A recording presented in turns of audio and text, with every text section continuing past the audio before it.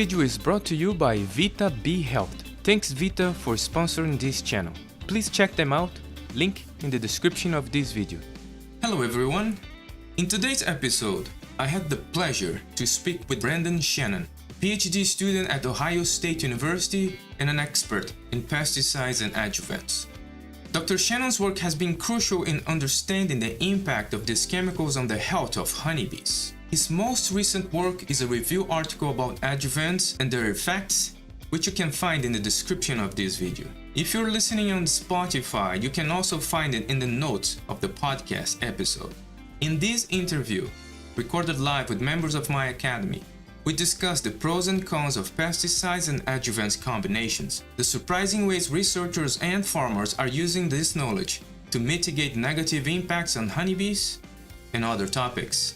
And now, I present to you Dr. Brandon Shannon. Hello everyone, welcome everybody. I believe we have some people of the Academy here. Today I have the pleasure to have Brandon Shannon with us to discuss one of his publications that got my attention.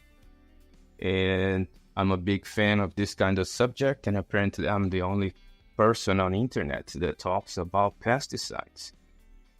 And I want to continue this trend moving forward in 2024, because I think it's something that needs to be said. And Brandon did a fantastic job in his review article discussing the pros and cons of adjuvants and pesticide combinations to the health of honeybees. And it is with great pleasure that I have Brandon here today to teach us a little bit more about this subject, something that I'm interested. I know a lot of people out there are interested on that. And we have the man here. Brandon, how are you? Doing good. Thanks so much for having me join today. Brandon, it's a pleasure to have you here, and I want to have this conversation for a while, and we're trying to schedule, busy guy. I'm also busy in other things, but we finally make it happen. So I want to start first asking, it's a tradition here to ask how you get into bees and the things that you're working right now. Yeah, so I originally got into beekeeping in my undergraduate degree at the University of Central Florida. I actually studied chemistry, and so I really had nothing to do with bees, and I joined a Facebook group from the university called UCF Wannabes, and someone posted in the group and said they're going to do a hive inspection, and it's open for anyone, no matter what your experience level is. So I showed up, and it turned out that the person who posted that was the beekeeping class professor, and so I went beekeeping with him over the summer, and I just fell in love with it, and I came back every 2 weeks with him, eventually became the teaching assistant for his class, and then I took about 3 years away from beekeeping while I got a job, paid off some student loans, and realized how much I missed it. And so that's when I reached out to my advisor now, Reed Johnson, to join his lab. And he accepted me into his lab, and I started as a master's student, studying the effects of adjuvants on honeybees. And now I've continued with him for my PhD. So you are a PhD candidate right now? I'm a few months away from being a PhD candidate. I'm a pre-candidate, candidacy student. Yeah. So you're probably finishing 2025? 2025, May 2025 is the goal. All right. So yeah, all the luck, man. I think you are in a fantastic hands. Reed Johnson is one of the smartest person I know. I met Reed a long time ago. Independently working with two different projects, we start to see similar patterns, and then Jay Evans at the USDA in Beltsville put us together, and that's the way I met Reed for the first time. And fantastic guy. You couldn't choose a better person. Yeah, he's really great. He's one of the few people that really have the expertise with both honeybees and pesticides. I feel like those two often clash and don't really interact very well, but he has a lot of knowledge about both, so he's been really great to work with. Yeah, and a brain that is impressive. His capacity to put things together, that's something that I like about Reed, is his capacity to put a lot of things together and synthesize in a very easy to digest way. I learned a lot from him. Mm-hmm. So let's start with this. So you wrote a review in a Journal of Insect Science about the risks of spray adjuvants to honeybees. And I want to start this conversation by asking you, what is an adjuvant? Yeah, so that's usually the first thing I have to address when I give a talk. Whenever I present to beekeepers, I make them say the word adjuvant because people even have trouble pronouncing it because it's such a weird word. But what adjuvants are is they are products that are added to these tank mixtures of pesticides. So pesticides aren't always applied, one insecticide by itself. It's often an insecticide plus a fungicide, and often adjuvants are added into this mixture, and what they aim to do is really to improve the pesticide mixture, and they can do this in a lot of ways, including reducing drift so that the spray of a pesticide does not affect neighboring crops. They can act as emulsifiers so that the mixture doesn't kind of clog up, and it stays nice and smooth flowing, so it sprays well. They can affect the droplet size, but their primary purpose is to act as surfactants, penetrants, and spreaders onto leaf surfaces.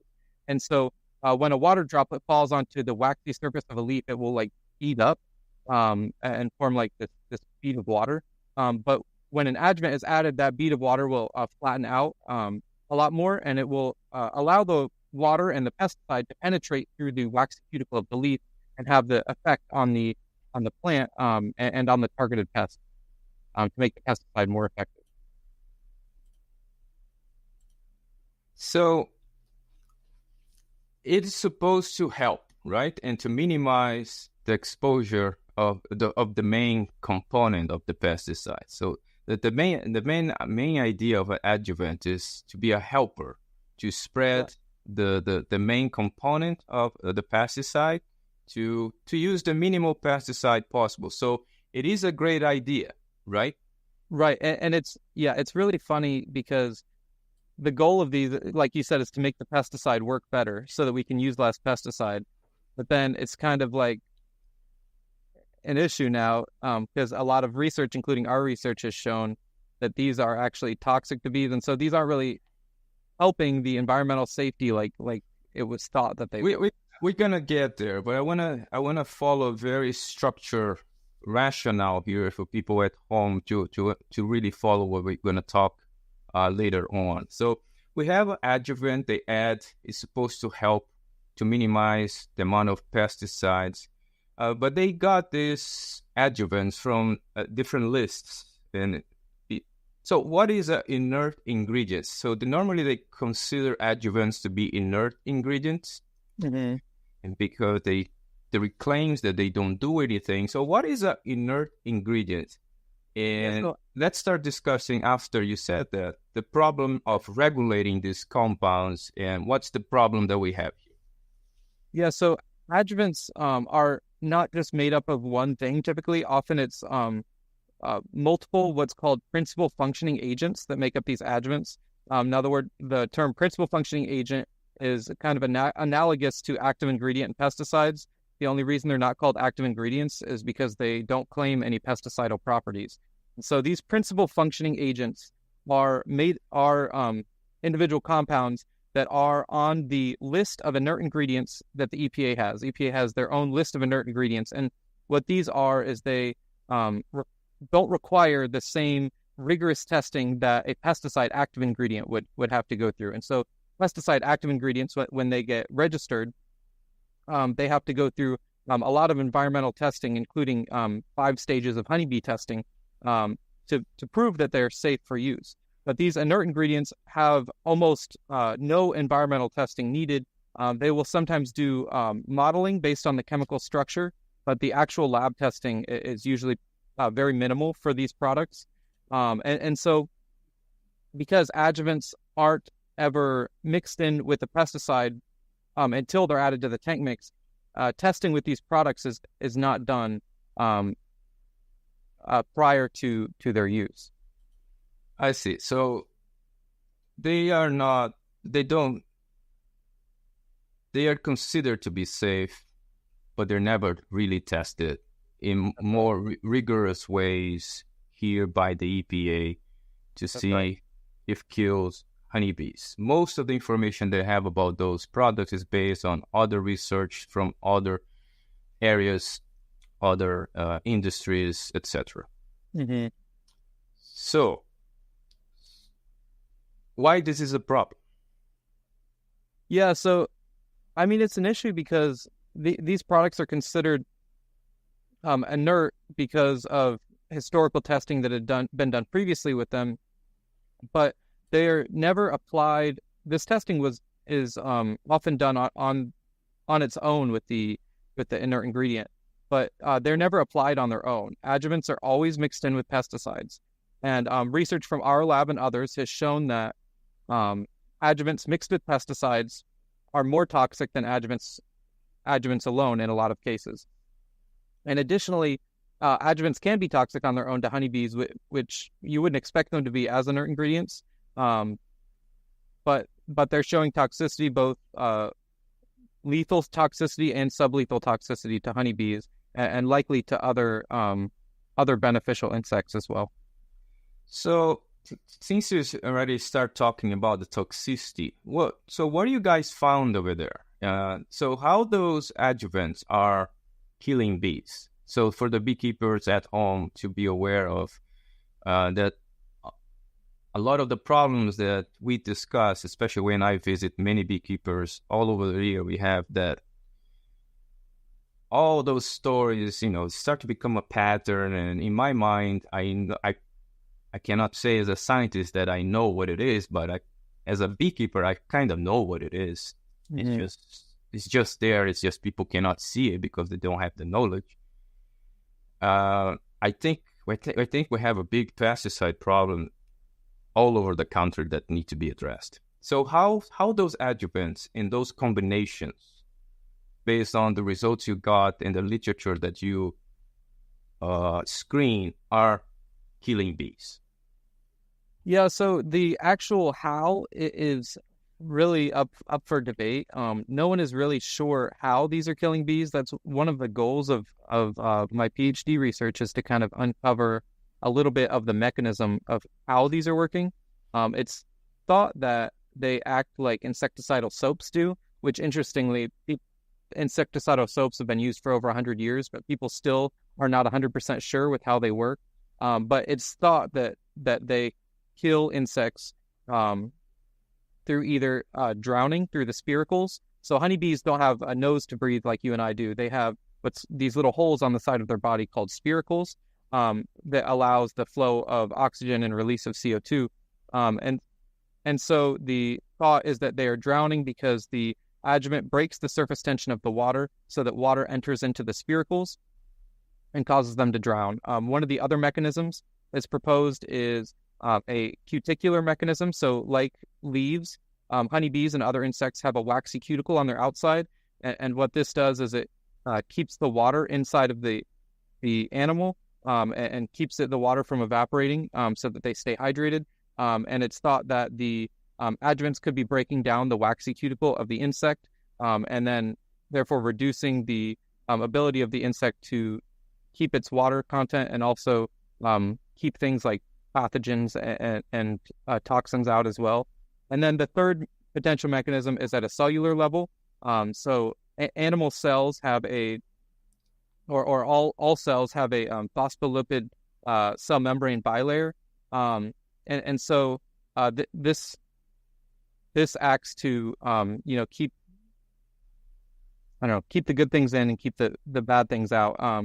It mediates the transportation of water and chemicals across the cell membranes, and the adjuvants are thought to disrupt this bilayer so that it kind of leaks, and the things you want inside kind of get out, and the things you want outside get in, and leads to the death of the cell in that way.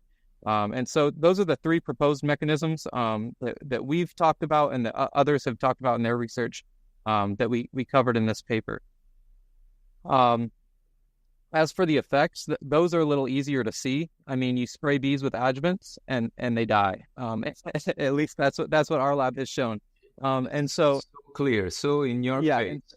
Yeah, and so that is pretty clear. But the toxicity of adjuvants is not equal for every product, but in our lab we used a Potter spray tower, and so that acts to spray a product in like a fine mist onto a group of bees, similar to the way bees would be exposed to pesticide in the field if they were out foraging on flowers and were directly sprayed. And so we did this with 12 different adjuvant products. And we've also tested a bunch of individual components, the principal functioning agents as well. And we see that we test for acute mortality, which is 48 hours after they're sprayed, how many bees are dying. Other labs have shown other things. We've not tested sublethal effects in our labs, but other researchers have shown effects on bee larvae, and that these can be toxic to bees in the larval stage in the brood. They've also shown that it can affect honeybee learning. So honeybee learning is measured often through proboscis extension reflex. And so bees will expose bees to a smell and then give them some sugar. And so then when they expose the bees to the smell again, the bees will extend their proboscis to try to drink the sugar again. And if their learning is impaired by something like an adjuvant or another toxin, they won't extend their proboscis as readily as a bee whose learning hasn't been impaired. And so they've shown that learning can be impaired through this proboscis extension reflex. And also, which I find really interesting, it can increase the transmission of pathogens between bees, which we as beekeepers know that pathogens are one of the leading causes of colony failure through the spread of varroa and other things like that. And if a pesticide from the outside is coming in and affecting the transmission of pathogens within your colony, it could cause the decline of a colony to be even more rapid. You mentioned transmission. You mentioned that those components might messing up the immune system and that create more pathogen, and that's the way you spread more, or you're mentioning something direct with the transmission itself? I think it's more it's the transmission itself, less than creating more. It's Julia Fine 2017 paper, which is coming as a video soon. Okay, great. Yeah, she's really great to talk to about this as well. So, but yeah, she'll tell you more about it. But the summary of the paper was that these, especially organosilicone adjuvants that they were focused on, can increase the kind of one bee passing on to another the different pathogen.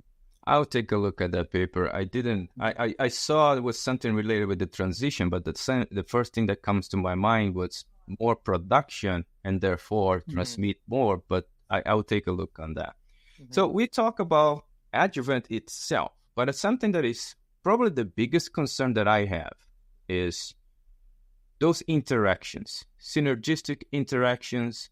And can you tell us what you know about that? Because when I visit beekeepers, which is I do every year, lots of visits and talk with them and trying to understand the rationale for what they are doing, they like to do their tests, and I encourage them to do their tests. But sometimes the tests are, let's put this together and see what happens, without any previous knowledge or any kind of previous understanding of basic chemistry. Can you explain to us what the synergistic effect is and the examples that we have that you revised on your publication so nicely?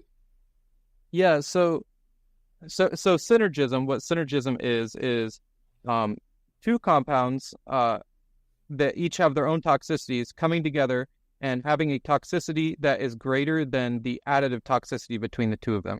And so oftentimes this would have to be 5 or 10 times greater to be considered synergistic. Now, things can also be antagonistic. And so you have two compounds, each with their own toxicities, and they come together, and the additive or the toxicity of the two of them is less than the additive toxicity of the individual components.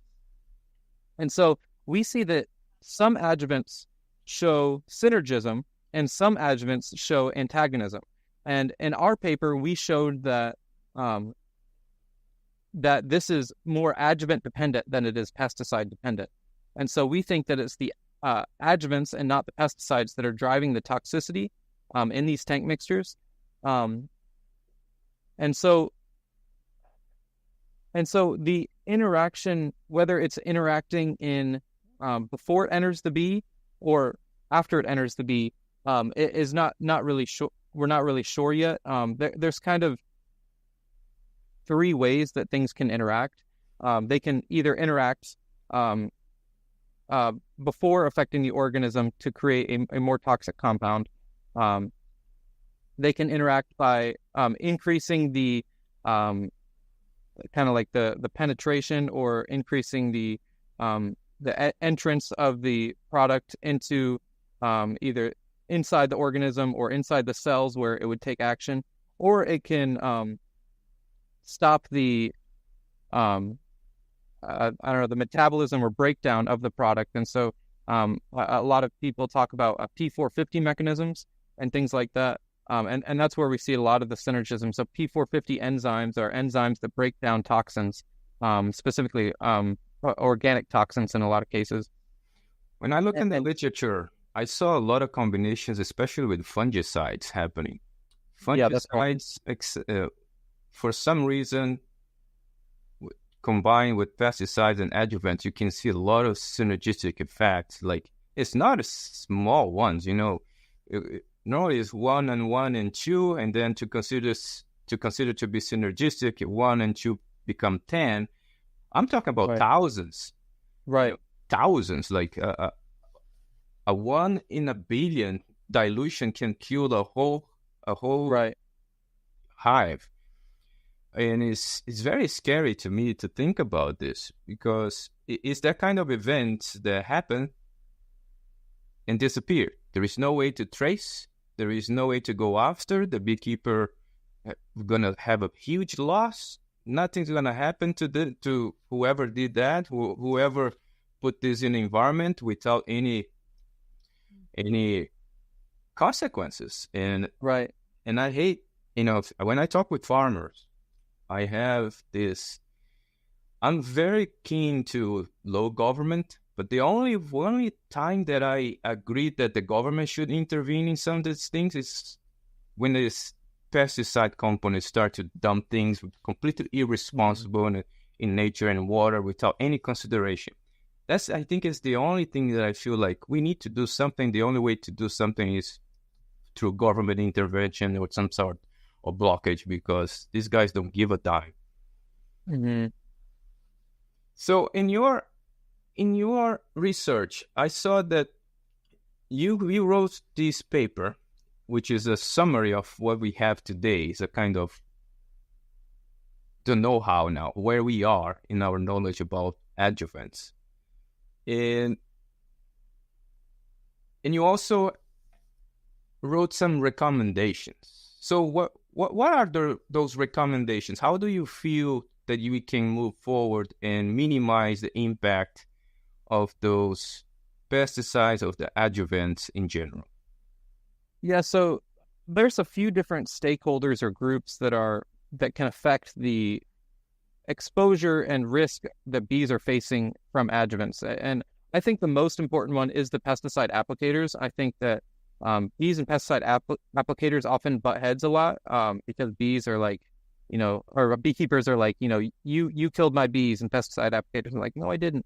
But I think we really need to work together a little better and communicate with each other on, you know, how we can solve this in a way that's mutually beneficial for both parties.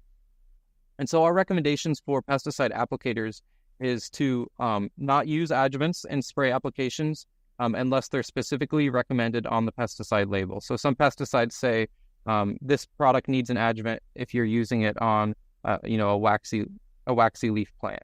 And so in that case, an adjuvant is necessary and should be used. But in all other cases, we think that it should not be used. Some pesticide applicators may still want to use adjuvants because they often act as an insurance policy to make sure that their product is effective or to reduce drift. And so our next recommendation is if adjuvants are being used, use it at the minimum application rate. And so adjuvants on their label have a recommended rate of application. It'll say something like add 16 to 64 fluid ounces per 100 gallons of pesticide application. And so oftentimes pesticide applicators will see this and add closer to the 64 end of the range, the higher end of the range, when really the lower end of the range is almost as pretty much just as effective, because adjuvants kind of have this like plateau of effectiveness. And so if you're using at the low end of the range, not only is the pesticide applicator saving money, they're also reducing their risk to honeybees. And then thirdly, it's typically best management practice to apply pesticides in the evening when bees aren't active, so that the exposure that they do receive is kind of a residual exposure and not a direct exposure to a spray. And then lastly, which is kind of a difficult point to get across, because in 2021, there were 206 adjuvant products that were used in almonds in California during bloom while bees were active, which is kind of the focus of a lot of our research, because that is really the primary place that bees are being exposed to adjuvants. And we've tested 12 of these products. And so this is a little bit harder to say, but for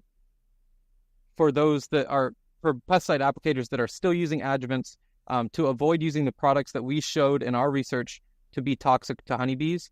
And the reason I say this is because the number 2 product that was used was the product called Dynamic, which we've shown in our research to be one of the most toxic adjuvants to honeybees, and others have also shown this product to be toxic to honeybees, but it's still the number 2 most used adjuvant in almonds in California. It affects like thousands of colonies every year. So yeah, I as a consultant, I advise, and I'm in a privileged position to see some beekeeping operations from inside, even from the financial point. Mm-hmm. And from my experience, there is a lot of people that are very successful, and they're getting rid of the pollination services exposure, or are adding in their business model a system that they just put the bees there, get the return of investment of a pollination, and sell the bees there. Because when they bring those bees back, how people in America like to say, shit happens. Mm-hmm. So they have big losses when they're getting rid of the potential exposure to these pesticides and pollination in general, not only pesticides, but also all the pests and diseases from the pollination services. They're avoiding bringing those bees back. They said their bees things are much better. The things are much more stable for them, and they make a little bit less money, but the stability allows them to use the money to invest in a different portfolios and things like that. So it's something to consider. Where is cutoff? What's the benefit to be? I don't know. This whole show is about helping the beekeepers. So I'm always trying to find ways to bring information and sometimes help them to develop a different business model that they can avoid where the problems are, and people that doesn't have a way or a solution to avoid those paths, they don't have a choice. They have to do it. But for those that have, I think there is another recommendation is to avoid as much as they can, because shit happens. Yeah, I mean, that's one of the problems with pesticides, is it's something as a beekeeper that's so out of your control. Yep. Your beekeepers will forage in this 3-mile or 5-kilometer range around the hive. Unless you have this huge plot of land, you're not going to be able to control everybody's pesticide usage. And so our recommendation with beekeepers is to just communicate with your neighbors. Maybe they won't change how they apply pesticides, but maybe they'll tell you ahead of time, and you can cover your colonies, the day before. the day before they apply pesticides, and maybe you can mitigate the risk at least a little bit to your bees. Yeah, it's always difficult to get groups with differing goals to cooperate together. That's complicated. Well, one of the things that I see, you're right. This is the thing that beekeepers have no control about, especially the neighbors and things like that. But there is another level of that. I don't know if you're aware of that. Is that it is very hard to not find pesticide incorporated in water and in soil.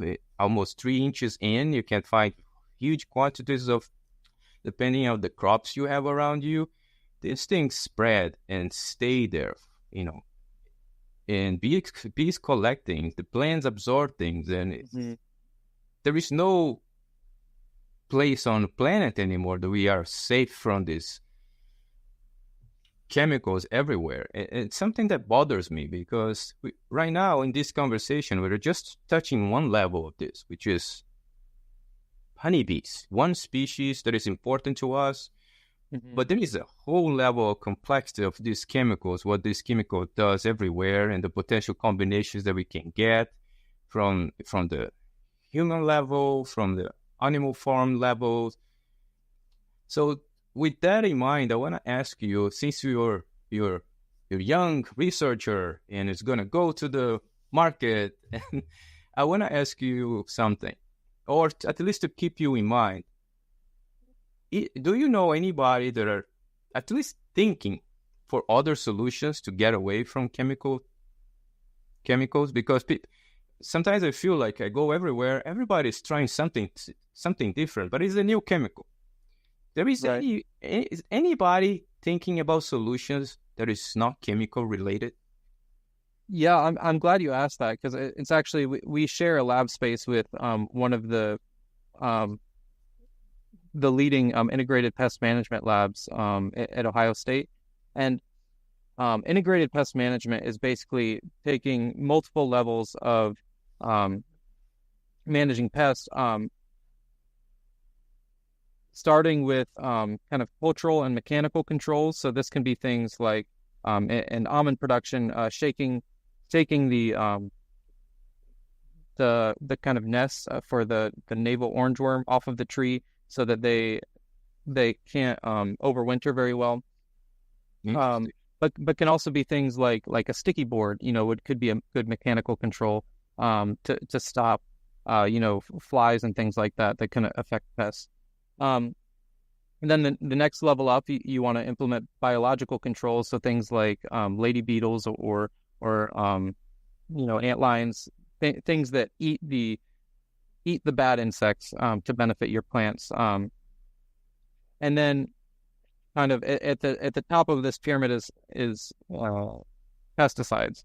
And really the goal is for the mechanical control and biological control to be good enough that pesticides aren't needed. But sometimes, pesticides are needed because a farmer is not going to want to lose their crop. And so it's important that pesticides are not used without necessity. It's important that things like scouting and kind of determining if your plants really need these products and what levels they need these products at. And then also the choice of pesticide product that's being used. Oftentimes the synthetic chemical is jumped to first because it is the most effective, but it also may be the most environmentally harmful. And so it may be better to use a environmentally safer, a more natural pesticide product that potentially has lower toxicity to honeybees before the synthetic chemical is immediately used. And even beekeepers are guilty of this. I mean, there's beekeepers guilty of using amitraz every year. And now we see amitraz resistance in our honeybees so bad that beekeepers have to use off-label products. And so I think beekeepers, because beekeepers are farmers, they farm bees. Beekeepers are just as guilty of this as as farmers are in a lot of cases. And yeah, I think it's just important to kind of look at it in a holistic perspective and see what other than pesticides can I use. And the problem with beekeeping is there's not a lot of options for integrated pest management controls. For example, there's no biological control for varroa mites. The main. Let me elaborate here because I think I'm old and I can't say that regarding the bees, and I'm in contact with beekeepers that are much older than me, and the stories are very similar. I think what we lost in the last 50 years in beekeeping is that we lack the main weapon of honeybees that was used before. Beekeepers used to breed out all the problems. Okay, we have a new problem. We have the ways for the bees to breed things out, and they go in that direction, and they breed almost for everything. The only thing they didn't breed so far was varroa. Mm-hmm. Maybe it's because of the system, but also I have to. They even are breeding up for varroa in some cases with varroa sensitive hygiene. I mean, those are really great programs going on as well. I'll get there. Yes, it's pretty slow, but I feel that it's much more complicated to breed things, to use breeding, which is the most powerful things that we have with the honeybees today. First, very few people are thinking about breeding in the old-fashioned way. Third, I think we have a problem, and I think it's related with pesticides. Because pesticides interfere with almost every single level of the honeybee physiology, immune system, everything. And we have a combination of them. If you put the list of all the pesticides they encounter, it's almost 200.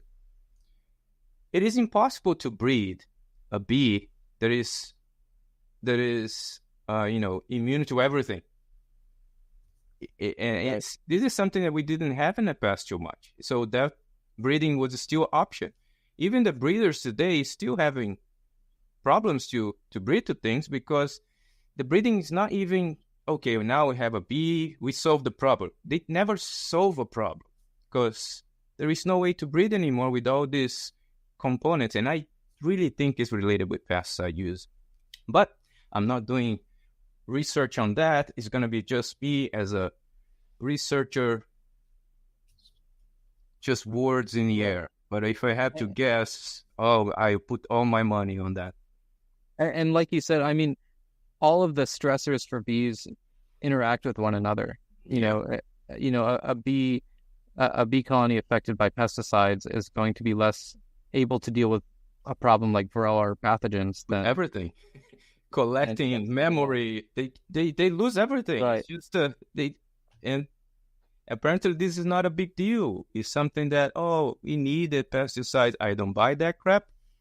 I'll never buy that crap. We are human beings. If we put our mind to the right direction, we find the right solution. So when people come to me and say, no, pesticide is a necessary thing, bullshit. I'm sorry. Sorry about my wording, but I crossed the line already with the pesticide people. And there is a campaign of fear. I've been in those meetings with farmers, and those pesticide company people are there, offering these fancy meals to the farmers and the beekeepers and all this. And it just created that sense of fear. Oh, if you don't buy my thing, you're going to lose. You're going to lose all your crop, and, just listen to, oh, my God, there is active money in it to create this fear.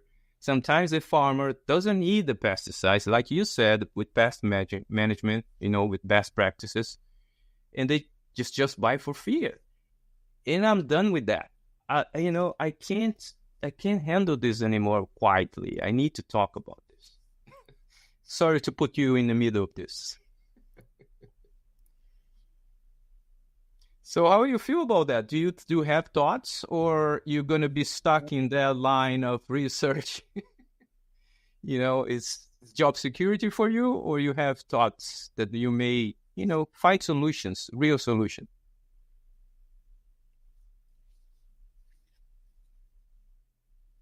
Can you hear me? No, I lost my microphone for a minute. I'm trying to. I can hear you now. Can you hear me? Yes.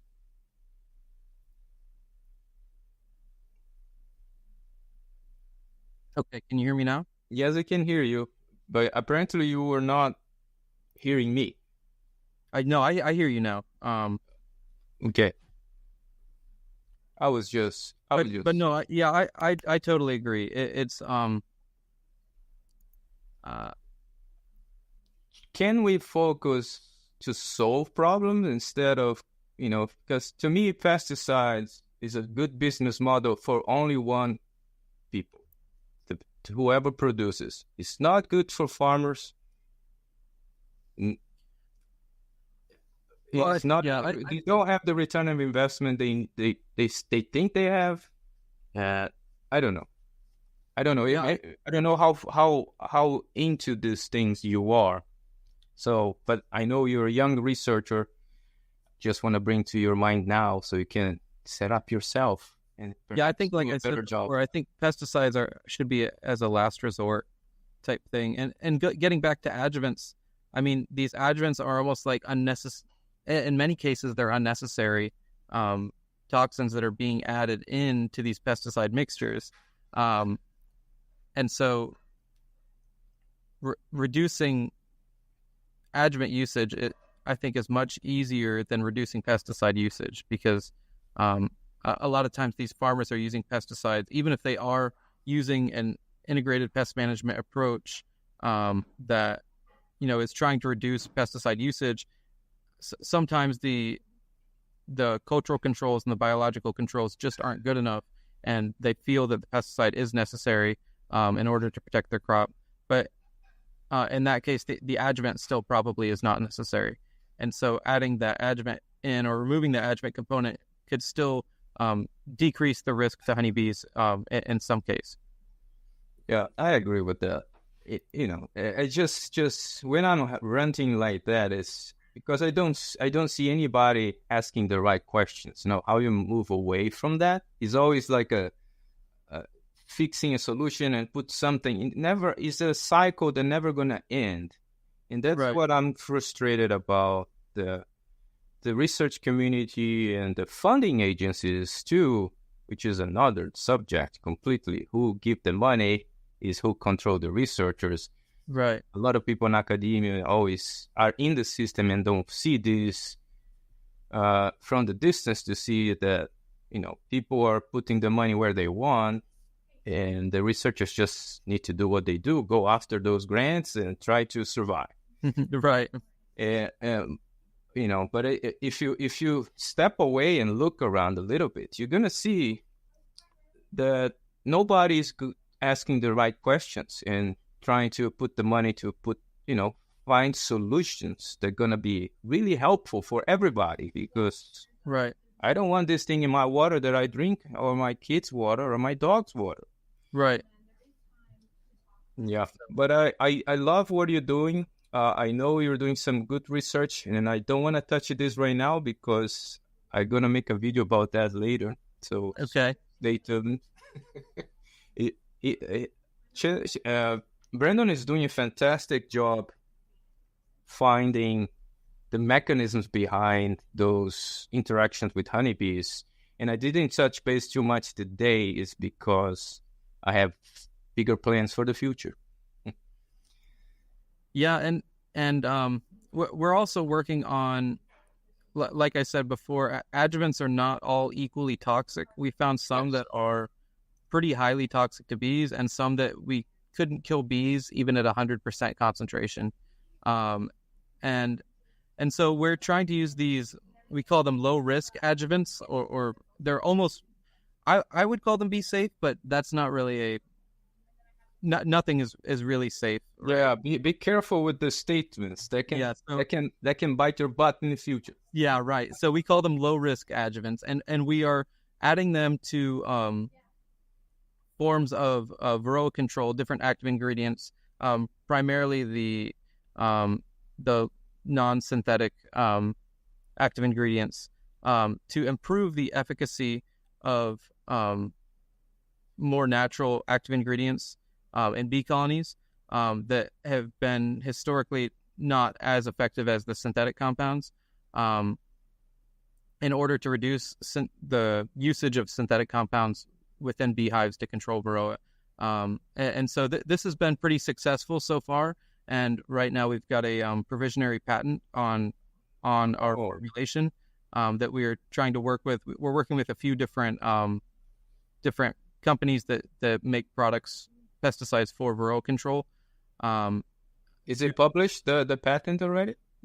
The patent isn't. It's a provisional patent, so it's not published yet. We are working on the paper right now for it. It should be published by this summer. But the patent is available. Oh, okay. I will find that out. Yeah. So, cool.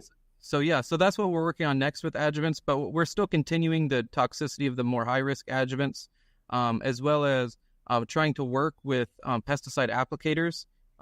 Especially those in California during almond bloom that are applying pesticides, to do a risk communication strategy, because we've been publishing data. Data's been published for over 10 years now on the toxicity of adjuvants, but we still see adjuvants used in almonds. Over 60% of almonds have adjuvants applied to them. And this is a huge effect on bees and beekeepers. And so we're trying to find where the disconnect is for pesticide applicators, because bees are needed for almonds, yet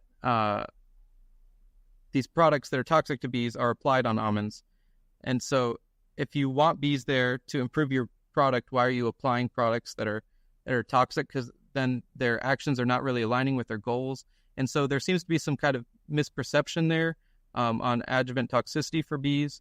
And so we aim to target that misperception and kind of fill those knowledge gaps so that the decisions that pesticide applicators make more align with their goals, which should be to have bees present in almonds to improve their yield, and which would also improve safety for bees and productivity for beekeepers.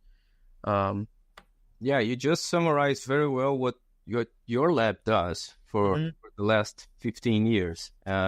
Reed is doing a fantastic job finding out what's the best combinations here and there, and helping the pollination crew there to apply the right mixtures that cause the less damage to honeybees. And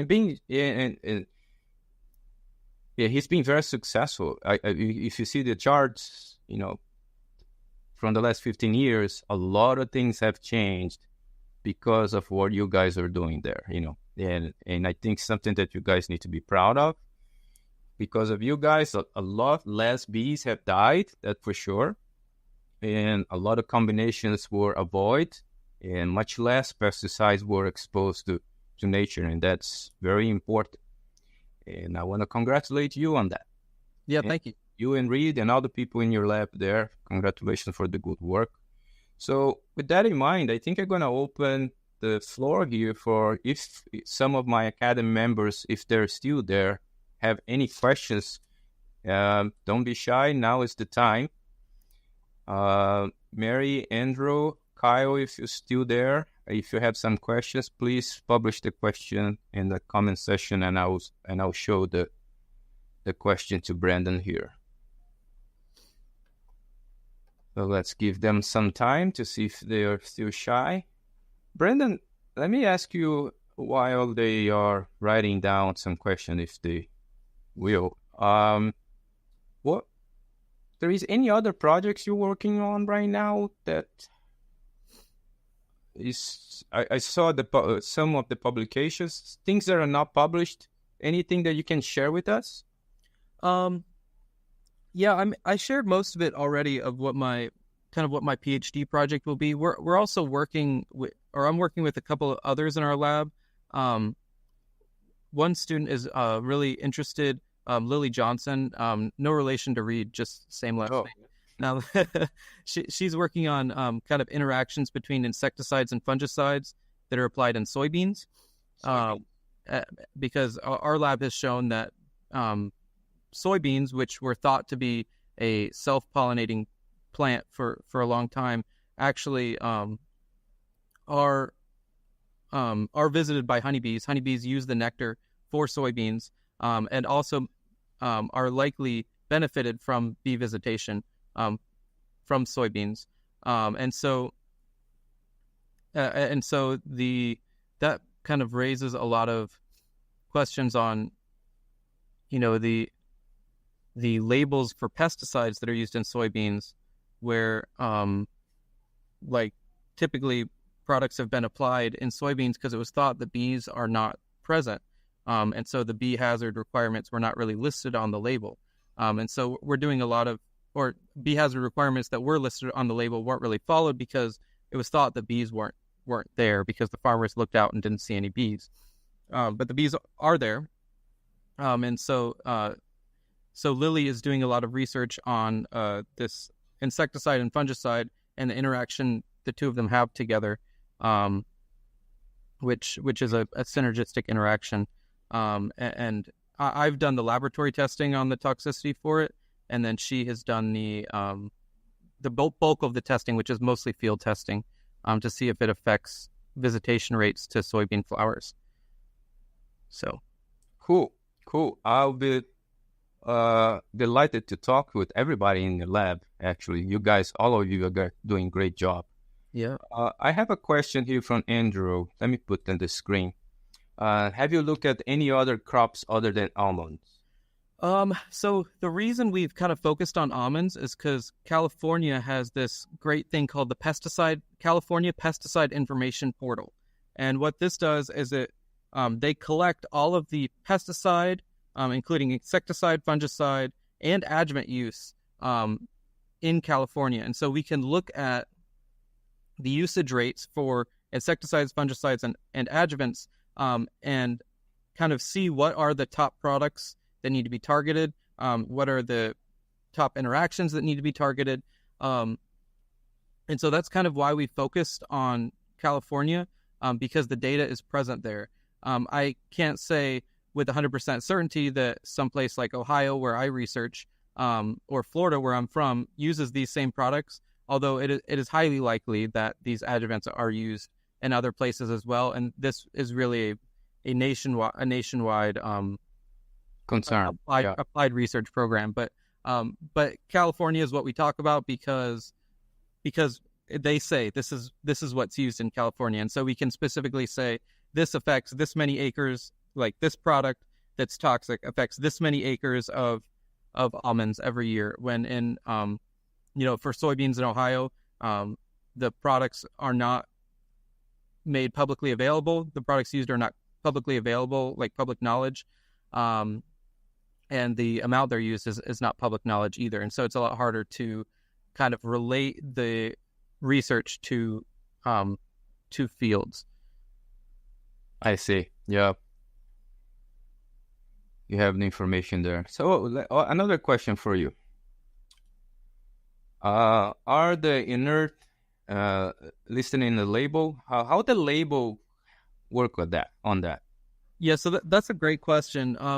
Because yes and no. In pesticides, typically no, because in pesticides they list the active ingredient, the common name and the chemical name. They'll list the percentage of it, and then often they'll say other or inert ingredients and the percentage of other inert ingredients, and they very rarely, if ever, list the inert ingredients that are present.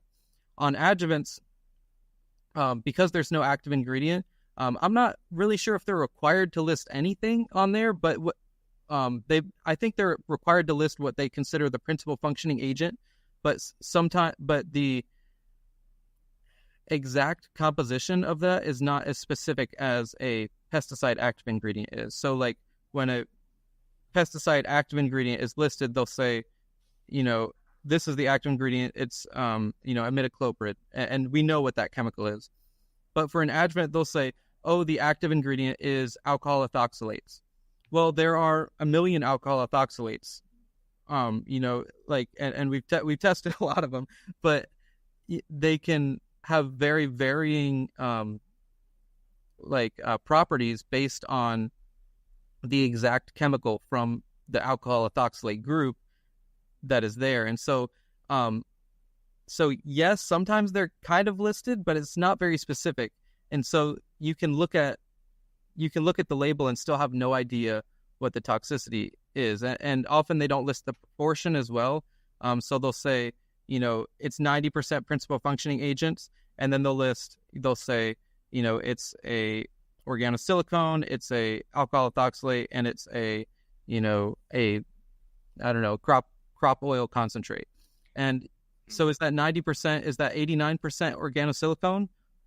And then 1% the others? Because it's not clear on the label what the proportion is of these products. And so that's one of the big barriers to testing adjuvant safety. And one of the things we've really struggled with, and why we've kind of tested the products themselves in a lot of the cases, because when you test the principal functioning agents, these components in adjuvants, how does it relate to the product? It's really unclear because the products aren't clear. So thank you for that question. That's a really great point. It is a good point, because they consider those proportions a company secret, right? So they protect those proportions. Exactly. So they don't want to share those proportions because they probably have tested a lot and have the data for themselves, don't want people to copy. But when they don't spread those information, the researchers only can guess what they can do about it. Interesting. Right. Interesting. All right. One more question, and we're done for today, my friend. Andrew is asking, as detection level capabilities are improved, is there any revisiting or retesting of approved pesticides? Well, I think that's a great... That is a great question. You're touching base, Andrew, in a big nest of hornets. Yeah. So, I focus more on adjuvants than actual pesticides. So I think the answer is no, but I'm not 100% sure on that. Umberto, you might have a better answer for that. I didn't think so. Andrew, what I can tell from my experience is the following. We better make sure we put something in the market, because take something out is basically impossible. It's really hard to take it out of the market.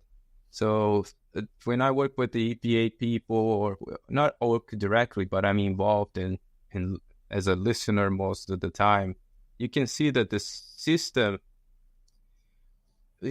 have gaps, and the people are really good to go around those gaps and get things approved without proper, and when I say proper, in my definition of proper testing, which is not the definition of their proper testing, more videos about that later this year, by the way.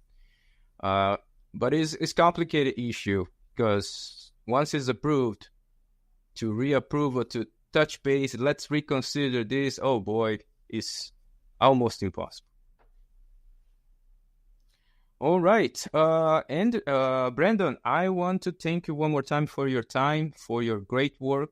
You're a young researcher going to this field, and you choose a very interesting career to yourself, and you have the mindset to do really good things. So I want to thank you for that, to help the beekeepers, help the community, and everybody around us. Thank you. Yeah, thank you so much for having me on. You do great work, and thanks so much for bringing the research that's done and extending it to the people that it most impacts. Yeah, thank you. So, and for you guys at home, I will see you guys in the next week inside the Hive.tv, the show about bees.